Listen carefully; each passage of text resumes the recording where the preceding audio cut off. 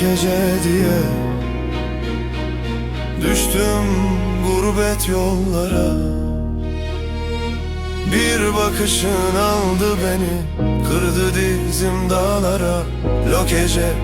Lo gece, dönmedin mi çağrıma? Ben saloyum, deli salo, vurdum sevda uğruna. Silvan'dan çıktım bir gün, güzelliğin düştü dile. Bir kız var dediler gece, güneş bile iner yere. A kapısında hizmet ettim, gururumdan bir iz verdim. 3 yıl perde ardında bekledim, bir tek bakışın için öldüm. Bir cuma günü düğün kurdular, atlar süslendi seni götürürler. Kimse bilmedi derdimi, ben susarken içimden geçti bin çığlık, bin keder. Yandı gönlüm gece diye, düştüm gurbet yollara.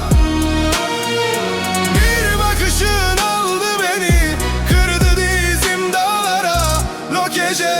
Lo gece, dönmedin mi çağrıma? Ben saloyum, deli salo, vurdum sevda uğruna. Harem odasında bir dua gördüm, göğe kalkmış ellerinle. Beddua mı salo dedim, yılların yükü çöktü dizlerime. 7 kilitli zindanı açtım, kırdım geceyle beraber zincirle. Seni kurtardım gece, sarışın aldı bizi bir kadere sürükledi. Bir ihtiyara düştü yolumuza, göz koydu boynundaki altına. Beni zindana attılar, seni nikaha ben mektup yazdım. Yiğitliğin böyle olmaz.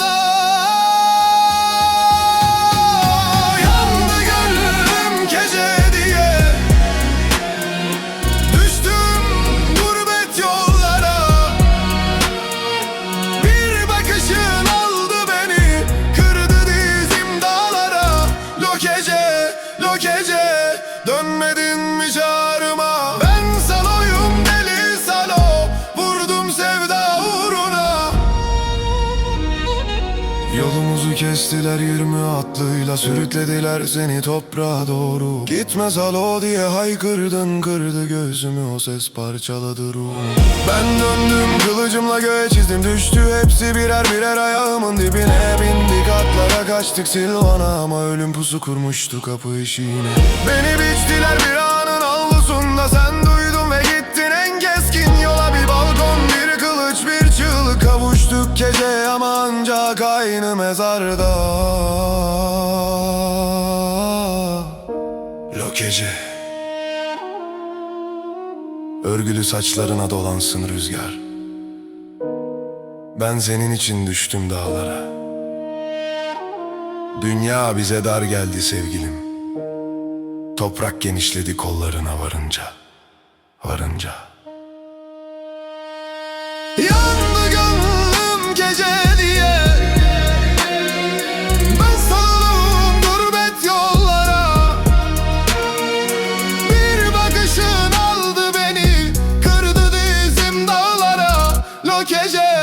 Lo gece, dönmedin mi çağrıma? Ben saloyum, ben saloyum, ben saloyum. Yolladın mı çağrıma?